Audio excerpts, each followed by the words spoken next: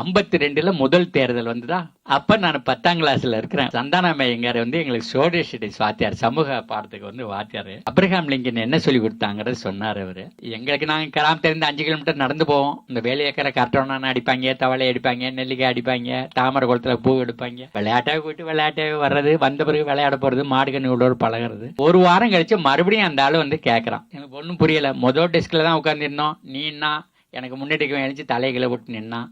நீன்னா நான் தலைகள் விட்டுனா அடுத்த ஆளு தலைகள் வைக்கிறான். என்ன கேட்டான், அந்த அமெரிக்க ஜனாதிபதி அப்ரஹாம் லிங்கன் என்னடா சொன்னான்னு கேட்டான். நாங்க 3 பேரும் தலைகளை போட்டு நிக்கிறோம். எருவு மாடுகளா நல்லா கேட்டுக்கங்க. அப்ரஹாம் லிங்கன் என்ன சொன்னா அப்படின்னா, democracy is by the buffaloes, for the buffaloes, of the buffaloes. நான் பாருங்க, இதுவரை எங்களுக்கு மறக்கவே இல்லையா. இந்த இவ்வளவு எலெக்ஷன்லயும் அதான் நடந்திருக்குது. மக்களை எருவு மாடுகளாவே வச்சுக்கிறது ஆட்சியாளர்களுடைய கடமை. அதுக்கு அவங்க பயன்படுத்துற கருவிகளுக்கு பேரு பல்கலைக்கழகங்கள், கல்லூரிகள் எல்லாம்.